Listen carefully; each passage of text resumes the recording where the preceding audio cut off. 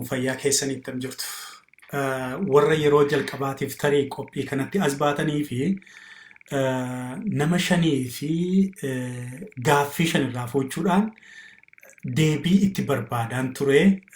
Haaluma kanaan qophii kana natti fakkaata har'aa wajjin qophii 8ffaa qabadhee dhiyaadheera. Yeroo baay'ee namoonni gaaffii gaafadhaan jedhaanii gaaffii yeroo isaan gaafatan immoo deebii isaanii hamma beeku hammarraa beeku gaaffii 5 keessaa fudheetan deebisaaf jechaadha. Ammaaf kunoo gaaffii 5 qofa fudheera. Gaaffii 5 kana gaggabaabinaananii dubbiseetan maqaa isaanii dhahetanii deebii irratti kennuu jalqabaa jechaadha. Ani immoo Beekan gulummaa Ereenaati. Nama hundi keessan beektanii yoo isin jalaa bade ta'ee itti gaafatamaa taajjabbeedha. Tole. Gaaffii 5 nama na gaafate keessaa tokko nama Jamaal Hamad jedhamudha. Namni kun akkas naan jedhee na gaafate. Qabsoon Oromoo yeroo ammaa kana hijack ta'ee jiraayi. Kanaaf itti gaafatamaan eenyu ta'a jetta. Tarii osoo galma gaheera ta'e eenyudha kan itti galateeffamuu qabu jettee yaaddaa jedhe. Egaa gaaffii walxaxaa gaafatte tokko hijack ta'eera eeyyee. Akkatti hijack ta'e sirna waggaa 27 wayyaanee keessatti ijaaramaa ture maqaa Oromoo baatee OPDO jedhutu gamnummaa guddaa uummata Oromoo irratti argisiisuudhaan yookiin argisiistee akkaataa garagaraatiin gatteesse fiilmii babbareedaa qopheessitee akkaataa itti biyya alaarra naannaan akkaataa itti biyya keessatti kontrol godhan erga bututuun yookiin sirna ajannu sirnichi ammayyuu jira haa ta'u garuuti gochi wayyaanotaa inni ifa baasee karaa irratti dirree irratti rasaasaan ilmaan Oromoo fixaa turee fi mana hidhaatti guursisaa ture sun akkaataa inni itti laamshaa dhufu diraamaa fiilmii alaaf keessatti toora neetwoorkii tolchuudhaan warroota miidiyaa ala kana keessaa qabaatan keessumattuu gama OMN'tiin dhaamsa achi keessa jiru yookiin gola jara sanaa keessa jiru as baasanii erguudhaan aktivistoota biyya alaa kana keessa turanii namoota saffisaan waa barreessuu danda'anitti gola sana keessa wantoota jiru hundumaa gola sana keessaa erguudhaan warri OPDO fiilmii sana qopheessanii erga qopheessanii booda nama afaan dammaa tokko as baasanii kan akka Lammaa Magarsaatiin uummanni kun amma yoomitti garbummaa keessa jiraataa jedhanii Oromoo kana boossisanii akka waan uummatichaa inni hin garboomsine jechuudha. Akka waan OPDO'n uummata hin garboomsine godhanii quuqamaa addaa tokko godhanii ba'anii gaafa achi ba'anii tokko lamaaf chaaptarii qabatanii akkaataatti artistoota qabatan akkaataatti biyya alaa deeman akkaataatti namoota adda addaatti fayyadaman godhanii qabsoo qeerroon qaaliin kun gara 8,000 ta'an lubbuu itti wareegaman hijack godhan yookiin hin butanii jechaadha obbo Jamaal. Kanaaf erga butanii booda akkaataatti jaarmiyoota biyya alaa jiran illee fuudhanii iddoo kennanii torban tokko lamaaf hoteela qabanii fi siree qabanii fi nyaata dhiyeessanii fi baajata baasanii fi miidiyaa tokko jala qabanii akkaataa isaaniitti waa'ee mootummaa jiru sana waan gaarii dubbatan godhanii erga harka keessa galfatanii iddoo kennanii booda erga harka raafuudhanii nyaachisuu jalqabanii booda isaaniin calluma jedhaa jedhanii warra biyya alaatii gashanis warra mataa jajjabaattu mana hidhaatti erga dadarbatanii booda qeerroo kaleessa aarsaa baasaa ture yookiin qabsoo sana keessatti rasaasaa warra dhaaman keessaa hambaa hafe immoo ammas akka kaleessaa rakkoon irratti kaasti jechuudhaan yeroo ammaa kana keessaa bubbutanii mana hidhaatti darbatanii kanaaf walumaa galatti butameera qabsoonii siin jechuun barbaada. Keessumattuu warroota aktivistoota kaleessa meeshaa ta'aa turan har'a amma isaan as ba'anii gaabbanii bu'anitti balleessineerra utuu yeroon isaan gahin bilisoomneerra jennee qabsaa'ota xinneessinee as baanee miidiyaadhaan baay'ee balleessineerra amma jedhanii isaan torban darbe kana waataniitti qabsoon Oromoo hatameera yookiin butameera jechuun hin danda'ama. Yoo utuu milkoofneerra ta'e eenyutu itti galateeffama kan jette kan itti galateeffamu qeerroo kaleessa dhiiga isaatiin dirree irratti rasaasa dhugaa ture kan miilla citaa ture harka citaa ture kan har'allee rasaasni keessa jiru yaalaa dhabee ammayyuu gatamee jiru ammayyuu hospitaalaa kan hin baane waggaa dheeraaf yaalamaa kan jiru ammayyuu ifaajee namoota biyya keessa jiraniitiinis haa ta'u ala jiraniitiin namni tokko lama ala kana bahee kan yaalamillee jira garuu kan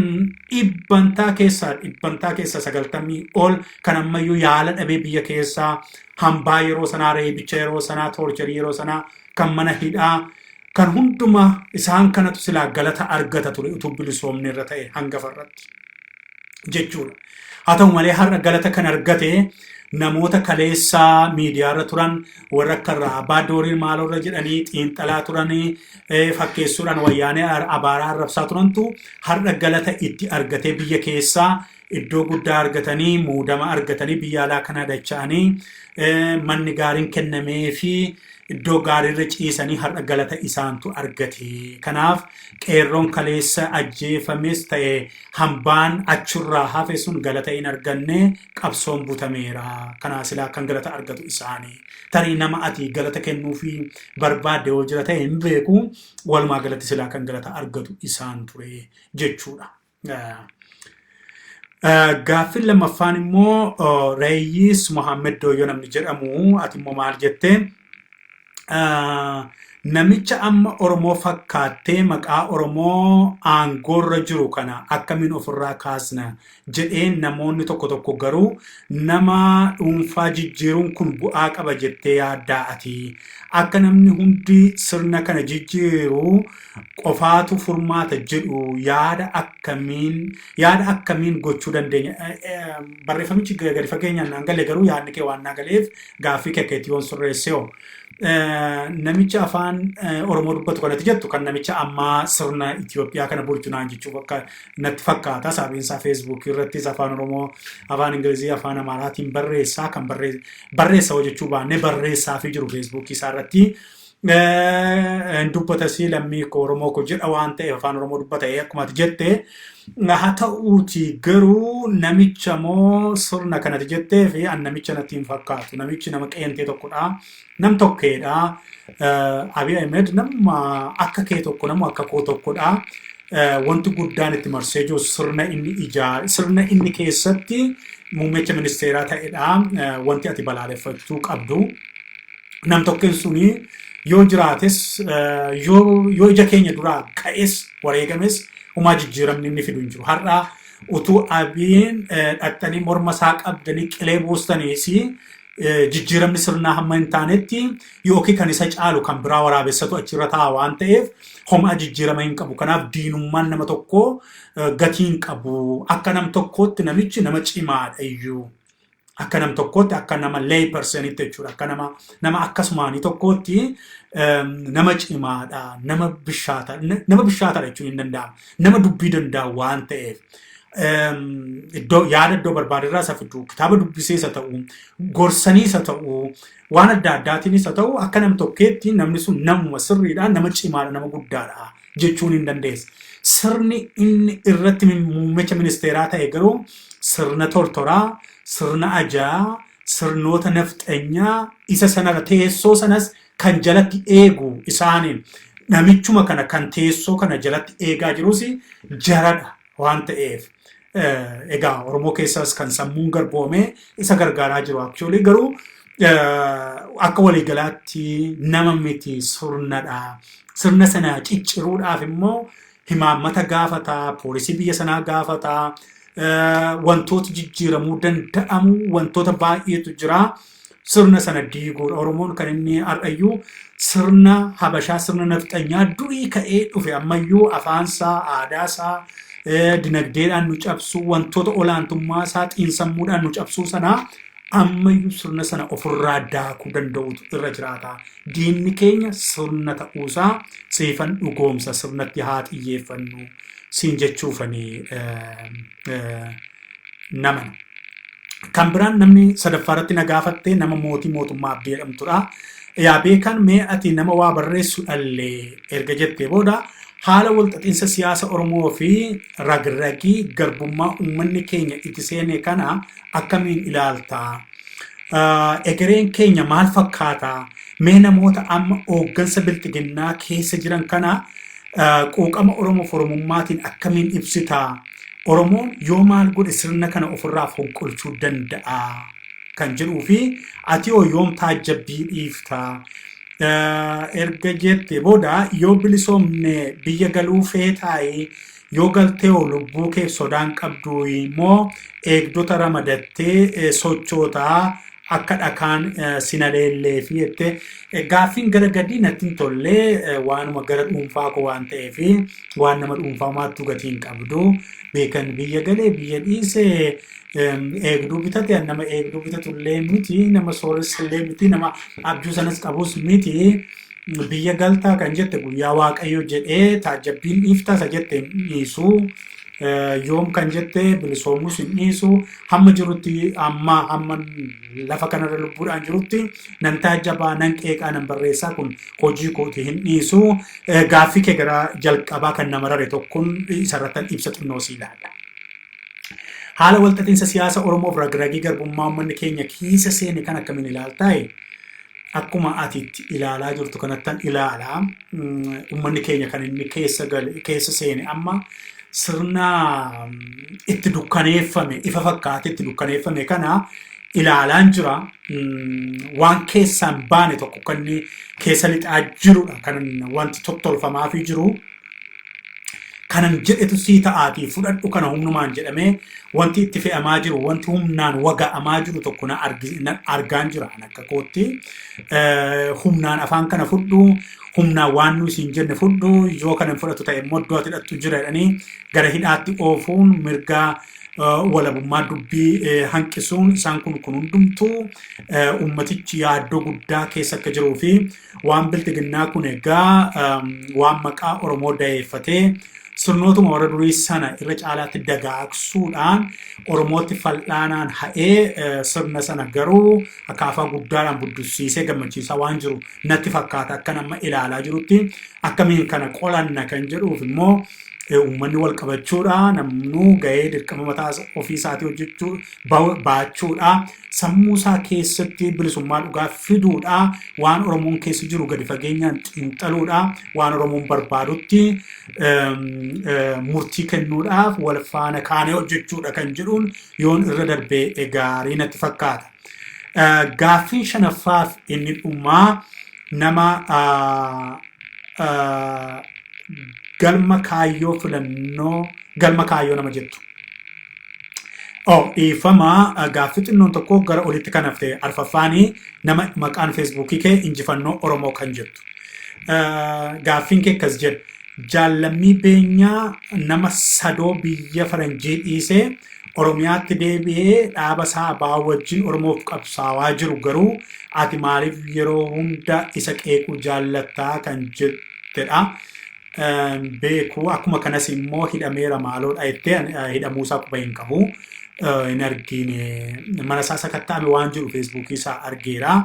nama sadoo biyya faranjii dhiisee jettee natti fakkaata biyya faranjii ga'ee deebi'uusaa akkamittiin dhiisee akka inni deebi'een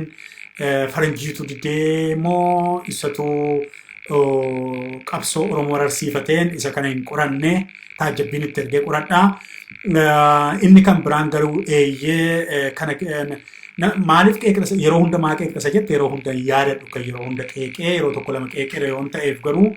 waan manni jaarmiyaa kanaaf nan hojjedheef nama hojjetu qeequun barbaachisaa waan ta'eef qeeqeera ta'a qeequu koo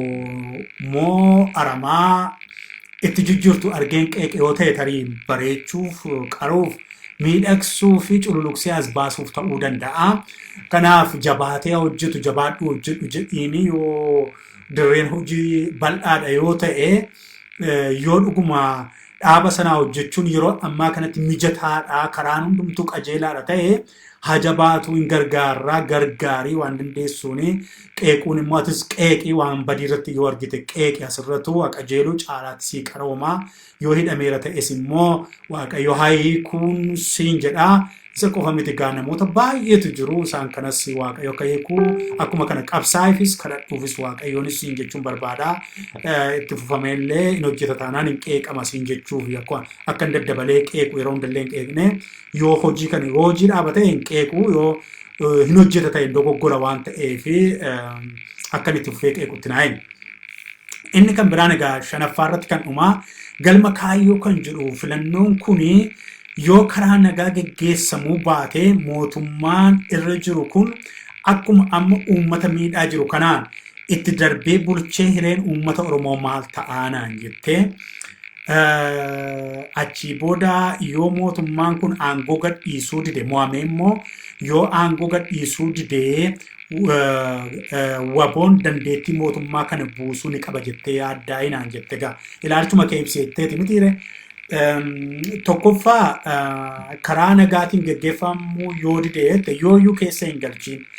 karaa nagaatiin wanti geggeeffamu tokko yoo hin jiru filannoon biyya sana keessatti karaa nagaatiin eegaa jirta yoo ta'e hawwiin kee siifaa guutuu anis uumaan sii kadhadhaa garuu biyya sana keessatti nagaadhaan akka filannoon hin geggeeffamne ammayyuu mallattoo baay'een ifa ba'anii jiru kana keessaa namoota filannoo karaa nagaatiin dorgomaa jedhan mana hidhaatti daddarbachuun kun sigaanatti fakkaata mallattoon kun sigaanatti fakkaata akka nagaadhaan hin geggeeffamne. Inni kan biraan immoo gannarra buusuun isaanii inni kan biraan immoo sababoota adda addaa uumanii hooggantoota mataa dha'uun kun inni kan biraan koomaandi poostii kutaalee Oromiyaa hedduu keessatti ajajanii uummata halkanii guyyaa ajjeesuu daguuguun kun mataansaa neetwoorkii silkii irraa kutanii fira adda baasanii haadhaaf ilmoo adda baasanii barataa haadha maatii qe'ee adda baasanii ajjeechaa raawwachaa filannoon geggeeffama jettee yaadaa jirta yoo ta'e tariigaa ati gowwaadha ta'aa siin jedha dammaqii ilaalii kanaaf hin geggeeffamu kanaaf immoo hireen Oromoo maal ta'a kan jedhu hireen Oromoo gaa kaleessas qabsaa ture boris hin qabsaa iftaanis inuma qabsaa amma waan barbaadu argatutti hireen Oromoo qabsaa'uudhaa diduudhaa jabaachuudhaa tarsiimoo jijjiiree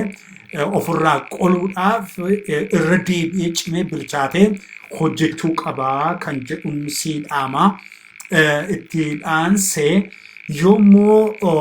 humnaanidha ta'e immoo waraanni nuti qabnu kuni mootummaa kana achi sochoosuudhaaf humna qabaayii isaati jettee fi humna kan humnoomsuu danda'u sidhaa anadhaa uummata Oromooti waraana humneessuu kan danda'u kanaaf humna kan itti ta'u nudha. Yeroo inni waan qabuun qabsaa'u ati immoo naannoo jirtutti caasaa jiran cicciruudhaan haala mijeessuudhaan waan garboomsaan caasaa sirna garboomsaan diriirse sana kukkutuudhaan gargaaruun malee tokkitti waboo qofa gamatti ilaalte yoo ta'e bilisummaa keetiif bilisummaa Oromoo keessaa wabooni haa jennu harka dhibbatti keessaa iddoo shanitti hin qonna yoo jenne waboodhaaf yoo harka 20 laatte harka 20 immoo qeerroodhaa laaddu harka 20 immoo warra dinagdee qabaniif laaddu sadii fixee harka 20 immoo jaarmiyoota siyaasaa warra dubbatanii laaddu afur harka 20 immoo miidiyootaa laaddu. Isaan kun walitti dhufaniitu bilisummaa keessi mirkaneessuu danda'u malee waboo qofa falli keenya waboo qofa filli keenya jettee ba'aan bilisummaa ulfaataadha. Ba'aa bilisummaa kanaa waboo bosona keessa jiru qofaatti laattee ati garuu marmarattee teessa yoo ta'e humna maaliitiin mootummaa sana jigsa. Kanaaf inni mootummaa keessa hojjetu sirna mootummaa isa Oromoof hin taane cicciree balleessaa ati qeerroon naannoo sanatti waan hojjettu inni iyyuu natti fakkaata waboo ajajaa waboo zoonii lixaa natti fakkaata qeerroo ati waan gootu godhi ani immoo waan godhuun godhaa siin jedhe innuu sitti meeraa jechaadha. Kanaaf atis gama keetiin waan dandeessu godhi hundumtuu waan danda'u haa godhu firiinsaa yookiin bu'aansa walitti dhufee qabeenya guddaa bilisummaa jedhamu tokko nuuf fida jechuudha. Yeroo sana keessatti kan hundumtuu bineensa dabalatee hundumtuu nagaadhaan mirgi isaa eegamee Oromoonis mana hidhaatti guuramurra misoomatti deebi'ee hojii hojjetee